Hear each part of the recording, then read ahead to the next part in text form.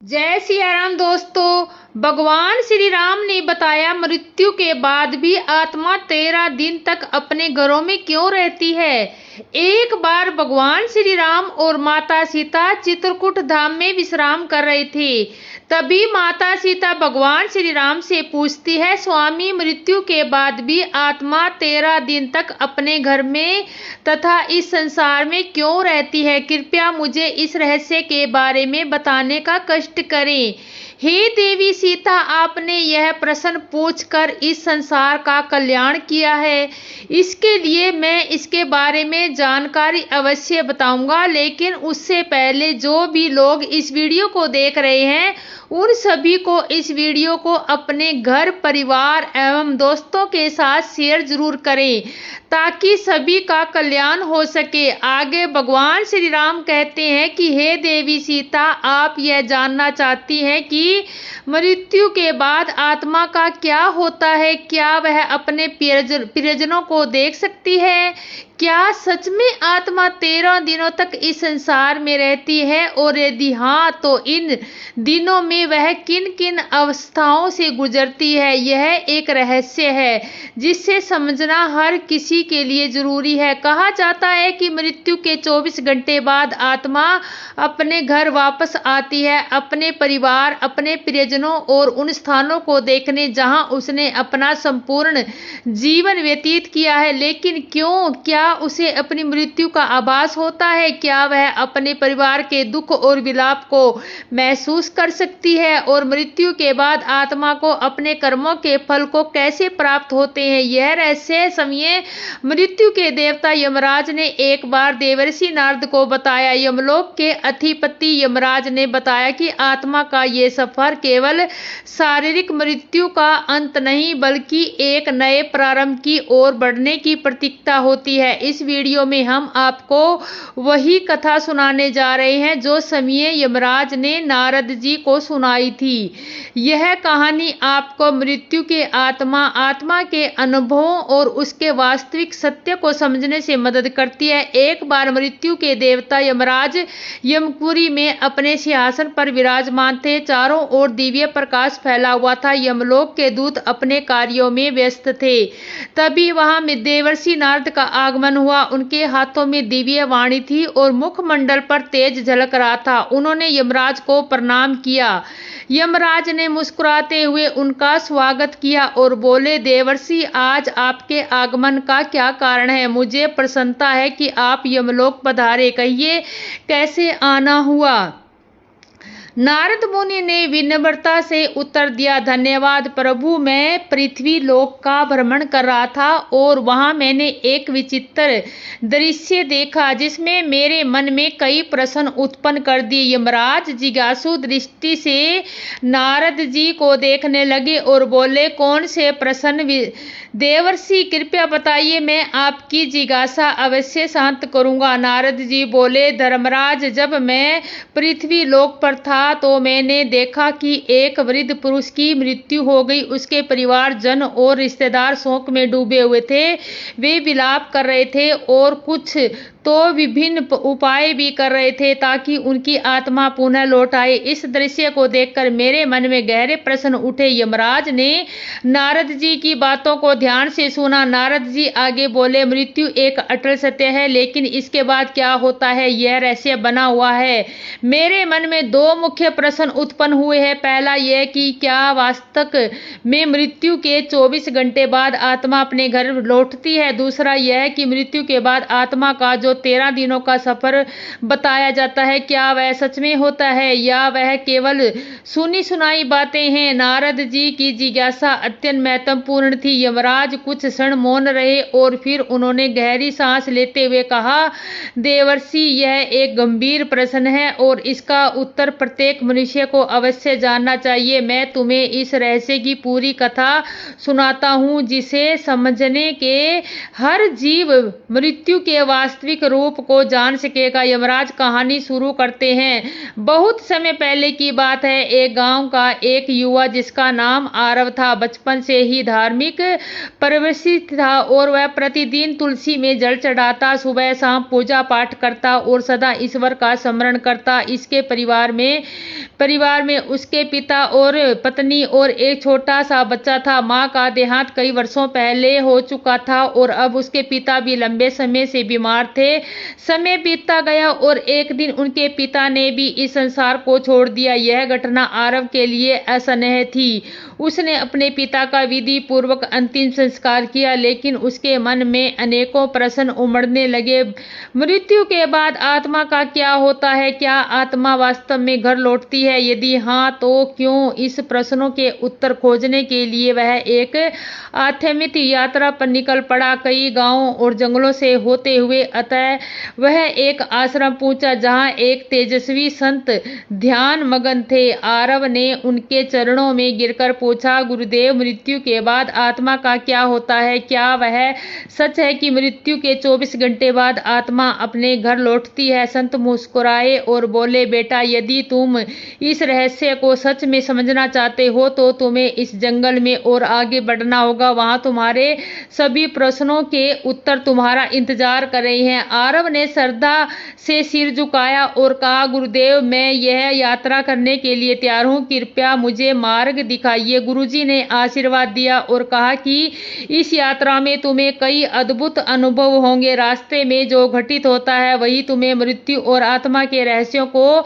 समझने में सहायता करेगा। आरव गुरुजी के आदेश अनुसार जंगल की ओर बढ़ चला। जैसे जैसे वह आगे बढ़ा, जंगल घना और रहस्यमय होता गया। चारों ओर अजीब अजीब आवाजें सुनाई पड़ने लगी। कहीं उल्लू बोल रहा था तो कहीं पत्तों की सरसराहट हवा के थपेड़ों से डरावनी प्रतीत हो रही थी। जंगल का यह भयंकर और डरावना रास्ता उसे डरा कर जरूर कर रहा था, और लेकिन उसके मन में उठ रही थी जिज्ञासा कहीं अधिक बलवान थी। वह निडर होकर चलता गया और कुछ दूरी पर उसे एक विशाल पीपल का वृक्ष दिखाई दिया, लेकिन यह कोई साधारण वृक्ष नहीं था। उसकी शाखाएं सांपों की तरह लहराई थी और उसकी छाल पर मानो किसी का चेहरा उभर आया हो। जैसे ही आरव उसके पास पहुंचा, वह वृक्ष मानवीय स्वर में बोल उठा, हे मानव, ठहरो, कहाँ जा रहे हो? आरव यह सुनकर संबंध रह गया। एक वृक्ष बोल रहा था कि परंतु वह घबराया नहीं। उसने हाथ जोड़कर पीपल के वृक्ष को प्रणाम किया और आदर पूर्वक बोला, हे महावृक्ष, मैं यहाँ मृत्यु के रहस्यों को जानने आया हूँ। मेरे मन में कई प्रश्न हैं और मैं उनके उत्तर खोजने के लिए यह यात्रा कर रहा हूँ। कृपया मेरा मार्गदर्शन करें। पीपल के वृक्ष के गंभीर स्वर में कहा, तुम्हारी जिज्ञासा योग्य है मानव। मैं तुम्हें मृत्यु के बाद श्री प्रथम अवस्था के बारे में बता सकता हूँ, लेकिन उससे पहले तुम्हें मेरी एक पहेली का उत्तर देना होगा। यदि तुम सही उत्तर दे सके तो ही मैं तुम्हें आगे का ज्ञान दूंगा। आरव ने श्रद्धा से सिर झुकाया और कहा, ज्ञानी, कृपया अपनी पहेली पूछिए, मैं उत्तर देने का प्रयास करूंगा। पीपल का वृक्ष थोड़ा मुस्कुराया और बोला, सुनो, यह पहेली तुम्हारे ही जीवन से जुड़ी है। अब जीवित होता हूँ, अब काला होता हूँ, मरने के बाद मैं लाल हो जाता हूँ। मुझे जितना जलाओगे मैं उतना ही बिखरता जाऊंगा। बताओ मैं कौन हूँ? आरव ने ध्यान पूर्वक सुना और सोच में पड़ गया। यह पहेली साधारण नहीं थी। वह कुछ देर तक विचार करता रहा। उसके मन में कई वस्तुओं के विचार आए, लेकिन फिर अचानक उसका ध्यान एक वस्तु की ओर गया जिसका प्रयोग वह प्रतिदिन अपने घर के हवन और पूजा में करता था। उसकी आंखों में चमक आ गई। उसने पीपल के वृक्ष की ओर देखा और आत्मविश्वास से उत्तर दिया, इसका उत्तर कोयला है। जब कोयला जीवित रहता है तो वह काला होता है, जलने के बाद वह लाल हो जाता है और धीरे धीरे बिखर कर राख में बदल जाता है। जैसे ही आरव ने यह उत्तर दिया, पीपल के वृक्ष की शाखाएं एकाएक हिलने लगी। चारों ओर हवा तेजी से बहने लगी और वृक्ष ने स्वर को गंभीर करके कहा, सत्य है वस्तु, तुमने मेरी पहेली का सही उत्तर दिया है। अब मैं तुम्हें मृत्यु के बाद भी प्रथम अवस्था के बारे में बताऊंगा। ध्यान पूर्वक सुनो। पीपल के वृक्ष के आगे कहा, बेटा, जब शरीर नष्ट हो जाता है तब आत्मा एक भ्रम की स्थिति में आ जाती है। उसे समझ में ही नहीं आता कि वह मुक्त हो गई है या किसी बंधन में है। यह मृत्यु के बाद 24 घंटे की सबसे रहस्यमय अवस्था होती है। आरव ध्यान से सुन रहा था, लेकिन उसके मन में और जिज्ञासा जाग उठी। उसने हाथ जोड़कर पूछा, ज्ञानी, कृपा विस्तार से समझाइए, मृत्यु के बाद आत्मा को क्या अनुभव होता है? पीपल ने गहरी सांस ली, मानो किसी पुरातन स्मृति को जागृत कर रहा हो, और फिर कहा, जब मृत्यु होती है तो आत्मा शरीर से अलग हो जाती है, परंतु पहले ही क्षण में आत्मा को यह समझ नहीं आता कि वह अब देह से मुक्त हो गई है। वह समय को जीवित ही मानता है। यह ठीक वैसा ही जैसे कोई गहरी नींद में हो और अचानक नींद टूट जाए, परंतु उसे यह भान होगा कि वह जाग चुका है। आत्मा उसी स्थिति में भटकती रहती है। आरव ने चकित होकर पूछा, क्या आत्मा को अपना मृत शरीर दिखाई देता है? पीपल ने कहा, हाँ, बहुत बार आत्मा अपने ही मृत शरीर को देखती है। वह अपने परिवार को रोते बिलखते देखती है। वह उनसे बात करने की कोशिश करती है, उन्हें छूने का प्रयास करती है, लेकिन कोई उसकी आवाज नहीं सुन सकता, कोई उसके स्पर्श को महसूस नहीं कर सकता है। यह आत्मा के लिए सबसे बड़ा भ्रम और पीड़ा का क्षण होता है। इन पहले कुछ घंटों में आत्मा का सबसे अधिक मोह अपने घर परिवार से रहता है। वह अपने परिजनों के आसपास ही घूमती रहती है। कई आत्माएं घर में ही रुकी रहती है, अपने परिवार के लोगों को देखती है, लेकिन वे कुछ नहीं कर पाती। कभी कभी आत्मा को यह आभास भी होता है कि वह अभी भी जीवित है। उसे भूख लगती है, प्यास लगती है, लेकिन वह भोजन की ओर बढ़ती है तो पाती है कि वह खा नहीं सकती। जब वह अपने प्रियजनों को गले लगाने का प्रयास करती है और पाती है कि वे उसे महसूस नहीं कर सकते, यह स्थिति आत्मा के लिए सबसे अधिक कष्टदायक होती है। आरव की आंखों में विस्मय और करुणा दोनों झलक उठे। उसने पूछा, क्या आत्मा को अपने कर्मों का आभास होने लगता है? पीपल का स्वर और गंभीर हो गया और उसने आगे कहा, हाँ, जैसे जैसे समय बीतता है आत्मा को धीरे धीरे अपने कर्मों का आभास होने लगता है। यदि उसके जीवन में अच्छे कर्म थे तो उसे भीतर से शांति अनुभव होती है, लेकिन यदि उसने बुरे कर्म किए थे, किसी का दिल दुखाया था, अधर्म किया था, तो वह पीड़ा से भर उठती है। उसे अपने ही पापों का बोझ महसूस होने लगता है। कई आत्माएं इतनी अशांत होती है कि घर के भीतर ही अटक जाती है और उनका शरीर जलाया जाता है, तब भी वे वहीं भटकती रहती है। इसलिए शास्त्रों में कहा गया है कि मृत्यु के तुरंत बाद गीता का पाठ कराना चाहिए, आत्मा के लिए प्रार्थना करनी चाहिए, ताकि वह अपने मोह को त्याग कर आगे की यात्रा पर बढ़ सके। 24 घंटे के भीतर आत्मा को धीरे धीरे यह समझ आने लगता है कि वह अब इस संसार में नहीं रही, लेकिन तब तक उसका मोह इतना अधिक बढ़ जाता है कि वह अपने घर वापस लौटती है। यही कारण है कि हिंदू धर्म में मृत्यु के अगले दिन में घर में विशेष पूजा की जाती है, आत्मा के लिए पिंडदान किया जाता है, ताकि वह शांति से अपनी आगे की यात्रा पर जा सके। पीपल ने अपनी बात समाप्त की और कुछ क्षणों के लिए मौन हो गया। आरव पूरी तरह शतमन था। उसे अब समझ में आ रहा कि मृत्यु केवल एक अंत नहीं, बल्कि एक नई यात्रा की शुरुआत होती है।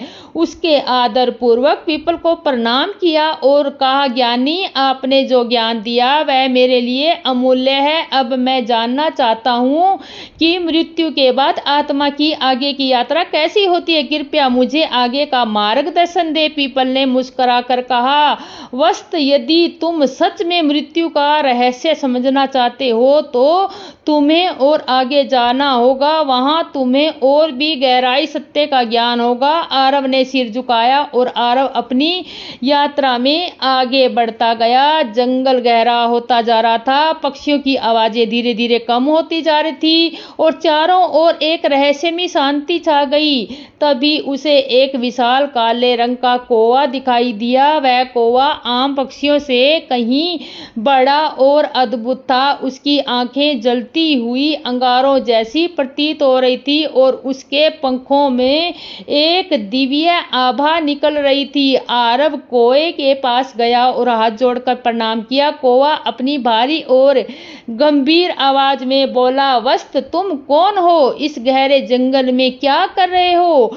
आरव ने सिर झुकाकर उत्तर दिया, हे दिव्य पक्षी, मैं मृत्यु के रहस्यों को जानने के लिए इस यात्रा पर निकला हूँ। मैंने अब तक यह जाना है कि मृत्यु के तुरंत बाद आत्मा भयभीत रहती है, लेकिन मैं यह समझना चाहता हूँ कि 24 घंटे बाद आत्मा अपने घर क्यों लौटती है। सुगम ने गहरी सांस ली और कहा, मैं तुम्हें ये उत्तर दूंगा, लेकिन पहले तुम्हें मेरी एक पहेली का उत्तर देना होगा। यदि तुम इसका सही उत्तर दे सके तभी मैं तुम्हें मृत्यु के इस रहस्य का ज्ञान दूंगा। आरव ने उत्सुकता से सिर हिलाया। पूछिए प्रभु, सुगम ने गंभीर स्वर में पूछा। हे मनुष्य, संसार में हर कोई कुछ ना कुछ संजोता है, हर कोई किसी चीज से बंधा होता है। मुझे बताओ, मनुष्य के जीवन का सबसे बड़ा बंधन कौन सा है? आरव कुछ क्षण के लिए सोच में पड़ गया। उसने मन में कई विचार आने लगे, धन, परिवार, इच्छाएं, शरीर, लेकिन कौन सा सबसे बड़ा बंधन है? कुछ देर चिंतित करने के बाद उसने उत्तर दिया, मोह। मनुष्य का सबसे बड़ा बंधन मोह है। वह अपने परिवार, धन, शरीर और भावनाओं के मोह से बंधा रहता है और यही बंधन उसे जन्म जन्मांतर तक भटकता है। सुगम मुस्कुराया और सिर हिलाया। तुमने बिल्कुल सही उत्तर दिया वस्त। अब मैं तुम्हें मृत्यु के 24 घंटे बाद आत्मा के घर लौटने का रहस्य समझाऊंगा। सुगम ने आसमान की ओर देखा और गहरी आवाज में कहा, मृत्यु के बाद जब आत्मा शरीर छोड़ती है तो वह सब कुछ क्षणों का मुक्त महसूस करती है, लेकिन जैसे जैसे समय बीतता है उसके भीतर एक हलचल शुरू हो जाती है। यह हलचल उसके मन के कारण होती है। आत्मा को अपने घर, अपने परिवार, अपने प्रियजनों की यादें सताने लगती है। आरव ध्यान से सुन रहा था। सुगम ने आगे कहा, जब शरीर जलता है तो आत्मा वहां से अलग हो जाती है, लेकिन उसका मोह समाप्त नहीं होता। वह अपने प्रियजनों को रोते हुए देखती है, अपने घर में अपने बच्चों और पत्नी को अकेला महसूस करती है। उसे लगता है कि वह अभी भी उनके पास जा सकती है, वह उन्हें सांत्वना दे सकती है, लेकिन जैसे ही वह कोशिश करती है उसे एहसास होता है कि कोई उसे देख नहीं सकता, कोई उसे सुन नहीं सकता। आरव ने आश्चर्य पूछा, क्या आत्मा दुखी होती है? सुगम गंभीर स्वर में बोला, आत्मा बहुत दुखी होती है। वह अपने परिजनों को पुकारती है, अपने बच्चे के सिर पर हाथ फेरना चाहती है, अपने घर में घूमना चाहती है, लेकिन वह केवल एक छाया बनकर रह जाती है। यह उसकी सबसे बड़ी पीड़ा होती है। यही कारण है कि हिंदू धर्म के मृत्यु के बाद विशेष कर्मकांड किए जाते हैं। जब परिवार जन गीता का पाठ करते हैं, दीप जलाते हैं और आत्मा की शांति के लिए पिंडदान करते हैं, वह आत्मा को धीरे धीरे इस संसार से मुक्त होने की सहायता मिलती है। आरव की आंखें नम हो गई। उसने धीमे स्वर में पूछा, तो क्या आत्मा हमेशा के लिए अपने घर में रहती है? सुगम ने उत्तर दिया, नहीं, लेकिन जो आत्माएं अपने जीवन में बहुत अधिक मोह में बंधी रहती है, वे अधिक समय तक भटकती रहती है। वह अपने परिवार, अपनी इच्छाओं, अपने अधूरे कार्यों को लेकर परेशान रहती है। उन्हें यह स्वीकार करने में समय लगता है कि अब वे इस संसार का हिस्सा नहीं रही। यही कारण है कि मृत्यु के बाद परिवार को आत्मा की शांति के लिए कर्म कांड करने चाहिए, ताकि आत्मा इस मोह से मुक्त हो सके और अपनी आगे की यात्रा कर सके। सुगम ने आरव को देखा और कहा, अब तुम जान चुके हो कि आत्मा मृत्यु के 24 घंटे बाद अपने घर क्यों लौटती है।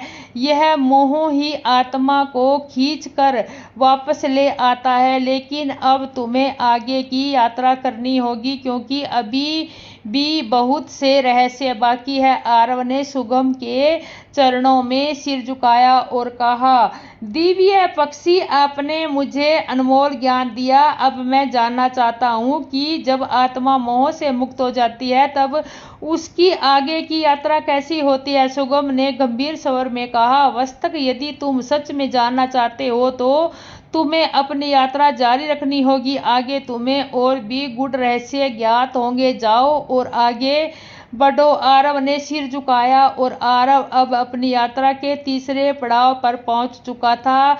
जंगल का घनत्व थोड़ा कम होने लगा था और वातावरण में एक अलौकिक शांति थी। पक्षियों का मधुर गान, मंद मंद बहती हवा और चारों ओर हरी भरी भूमि, यह स्थान किसी दिव्य लोक का आभास करा रहा था। तभी उसकी दृष्टि सामने खड़ी एक अद्भुत गोमाता पर पड़ी। यह कोई साधारण गाय नहीं है, इसके शरीर से एक दिव्य प्रकाश निकल रहा था और उसकी आंखों में गहरी करुणा ज्ञान की झलक थी। आरव ने श्रद्धा से झुककर गौ माता को प्रणाम किया। गौ माता ने स्नेह से उसे देखा और कहा, वस्तक मैं जानती हूँ कि तुम मृत्यु के रहस्यों को जानने के लिए इस यात्रा पर निकले हैं। मैं तुम्हें आगे का ज्ञान दूंगी, लेकिन पहले तुम्हें मेरी एक पहेली का उत्तर देना होगा। आरव ने श्रद्धा से सिर झुकाया और कहा, माँ कृपया मुझे पूछिए। गौ माता ने मधुर किंतु गंभीर स्वर में पूछा, मनुष्य अपने जीवन में कई चीजों को संजोता है, धन, परिवार, ज्ञान, लेकिन बताओ उसके लिए सबसे महत्वपूर्ण संपत्ति कौन सी है जो मृत्यु के बाद भी उसके साथ जाती है। आरव गहरे चिंतन में पड़ गया।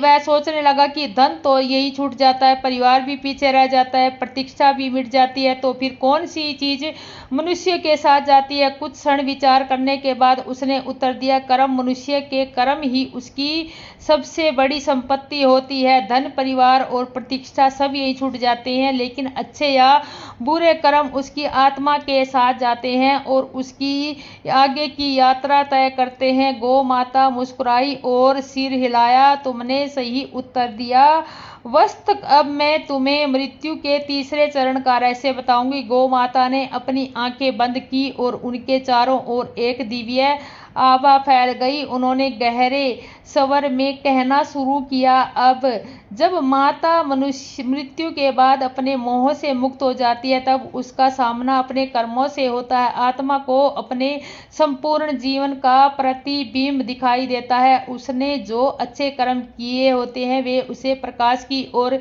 ले जाते हैं और जो बुरे कर्म किए हैं उसे अंधकार की ओर धकेलते हैं। आरव ध्यान पूर्वक सुन रहा था। गौ माता ने आगे कहा, यदि आत्मा ने जीवन भर अच्छे कर्म किए हैं, दान, गौ सेवा, भजन, सत्संग, दूसरों की सेवा, और वह शीघ्र ही स्वर्ग की ओर बढ़ती है, वहां उसे दिव्य सुख मिलता है जहां ना पीड़ा होती है ना दुख। लेकिन यदि उसने पाप किए तो अत्याचार, छल, क्रोध, अहंकार, हिंसा, तो उसे यमलोक में जाना पड़ता है जहां उसके कर्मों के अनुसार उसे दंड भोगना पड़ता है। आरव ने प्रश्न किया, माता क्या मनुष्य अपने कर्मों को बदल सकता है? क्या मृत्यु के बाद उसका भाग्य तय हो सकता है? गौ माता ने गंभीर स्वर में उत्तर दिया, नहीं वस्तक, मनुष्य जब तक जीवित है तब तक अपने कर्मों को सुधार सकता है। वह पुण्य कमा सकता है, धर्म के मार्ग पर चल सकता है और अपनी आत्मा को शुद्ध कर सकता है, लेकिन मृत्यु के बाद उसे वही भोगना पड़ता है जो उसने संचित किया है। इसलिए हिंदू धर्म में गौ सेवा, दान, भजन, कीर्तन और सत्संग का बहुत महत्व है। जब मनुष्य गौ माता की सेवा करता है तो वह अपने पापों का नाश करता है। गाय केवल एक पशु नहीं है, वह समय धर्म का प्रतीक है। इसके स्पर्श से ही पाप नष्ट हो जाते हैं और इसके सेवा करने से पुण्य संचित होते हैं। गौ माता ने आगे समझाया, वस्तक, जब आत्मा अपने कर्मों का लेखा जोखा देखती है तब उसे पता चलता है कि उसने जीवन में क्या अर्जित किया है। जो पवित्र आत्माएं होती है वे आनंद से आगे बढ़ती है, लेकिन जो पाप आत्माएं होती है वे भय से कांपती है। वे सोचती है कि यदि उन्हें दूसरा जन्म मिले तो अपने जीवन को सुधार लेंगी, लेकिन तब तक बहुत देर हो चुकी होती है। आरव की आंखों में चिंता झलकने लगी। श्रद्धा से कहा, गौ माता, आपने मुझे एक बहुत बड़ा ज्ञान दिया है। अब मैं अपने कर्मों पर और ध्यान दूंगा ताकि जब मेरी मृत्यु हो तो मुझे यमलोक में ना जाना पड़े। गौ माता ने आशीर्वाद दिया और कहा, वस्तक तुम्हारी यात्रा अभी समाप्त नहीं हुई, आगे तुम्हें और भी रहस्य जानने हैं। जाओ और अपनी यात्रा जारी रखो। आरव ने गौ माता के चरणों में सिर झुकाया और पुनः अपनी यात्रा के लिए अगले चरण की ओर बढ़ गया। आरव की यात्रा अब अपने अंतिम पड़ाव की ओर बढ़ रही थी। वह चलते चलते एक विशाल नदी के किनारे आ पहुंची। यह कोई साधारण नदी नहीं है। इसका जल कहीं शीतल और निर्मल दिख रहा था तो कहीं रक्त और अग्नि की लिपटों से भरा हुआ प्रतीत हो रहा था। नदी के किनारे एक दिव्य देवी प्रकट हुई। उनके तेज से पूरा वातावरण आलोकित हो उठा। वे सौम्य किंतु प्रभावशाली थी, मानो अज्ञात ज्ञान और शुद्धता की मूर्ति हो। आरव ने श्रद्धा से झुककर उन्हें प्रणाम किया। देवी मुस्कुराई और मधुर स्वर में बोली, वस्तक, मैं जानती हूँ कि तुम मृत्यु के रहस्य को समझने के लिए इस कठिन यात्रा पर आए हो, तो मैं तुम्हें वैतरणी नदी का रहस्य बताऊंगी, लेकिन पहले तुम्हें मेरी एक पहेली का उत्तर देना होगा। आरव ने सिर झुकाकर कहा, माँ कृपया पूछिए। देवी ने गंभीर स्वर में पूछा, बताओ वस्त, इस संसार में मनुष्य का सबसे बड़ा भ्रम क्या है? आरव कुछ क्षण सोचता रहा, फिर उसने उत्तर दिया, माँ, मनुष्य का सबसे बड़ा भ्रम यह है कि वह सोचता है कि यह शरीर और यह संसार स्थायी है। वह मृत्यु को भूलकर शारीरिक मोह में डूबा रहता है, लेकिन जब मृत्यु का समय आता है तब उसे समझ में आता है कि वह सब नश्वर है, केवल आत्मा अमर है। देवी मुस्कुराई और कहा, वस्त, तुमने सत्य को पहचान लिया। अब मैं तुम्हें वैतरणी नदी के रहस्य का ज्ञान दूंगी। देवी ने समझाया, वस्त, यह वैतरणी नदी है। यह यमलोक और मृत्यु लोक के बीच में बहती है। यह आत्मा के लिए अंतिम परीक्षा होती है। जिन्होंने अपने जीवन में पुण्य किए होते हैं वे इसे आसानी से पार लेते हैं और स्वर्ग का मोक्ष और बढ़ जाते हैं, लेकिन जिन्होंने पाप और अधर्म किया होता है उनके लिए यह नदी अग्नि और रक्त से भरी हुई प्रतीत होती है। वे इसमें फंस जाते हैं और झटपटाते रहते हैं। आरव भय और विस्मय से यह दृश्य देख रहा था। उसने प्रश्न किया, माँ, आत्मा के लिए यह नदी इतनी महत्वपूर्ण क्यों है? देवी ने उत्तर दिया, वस्त, यह नदी आत्मा की अंतिम परीक्षा है। यह उसके जीवन के कर्मों का प्रतिबिंब है। जिन्होंने गो सेवा, दान, पुण्य और धर्म का पालन किया उनके लिए यह नदी निर्मम जल की धारा बन सकती है। वे इसे पार कर मोक्ष का स्वर्ग की ओर बढ़ते हैं, लेकिन जिन्होंने अधर्म, पाप और अन्याय किया उनके लिए यह नदी एक भयंकर यातना का साधन बन जाती है। वे इसमें फंस जाते हैं और तब तक कष्ट भोगते हैं जब तक उनके पापों का नाश नहीं हो जाता। आरव यह सब सुनकर गंभीर हो गया। उसने प्रश्न किया, माँ, आत्मा इस नदी को कैसे पार कर सकती है? नदी ने कोमलता से समझाया, वस्त, आत्मा केवल सच्चे ज्ञान, भक्ति और अच्छे कर्मों के आधार पर इस नदी को पार कर सकती है। जीवन में गो सेवा, दान, धर्म, कर्म, सत्याचरण और भक्ति करने वाले सहज ही इसे पार कर जाते हैं। विशेषकर गोदान, गाय का दान करने वालों के लिए यह नदी एक सरल मार्ग बन जाती है, क्योंकि गौ माता धर्म का प्रतीक है और जो उसकी सेवा करता है वह अपने पापों को नष्ट कर सकता है। आरव यह सुनकर चकित रह गया। उसने एक और प्रश्न किया, माँ, यदि कोई व्यक्ति जीवन में अच्छे कर्म ना करे तो क्या वह इसी नदी को पार नहीं कर सकता? देवी ने गंभीर स्वर में उत्तर दिया, वस्त, यह ब्राह्मण कर्मों के नियम से चलता है।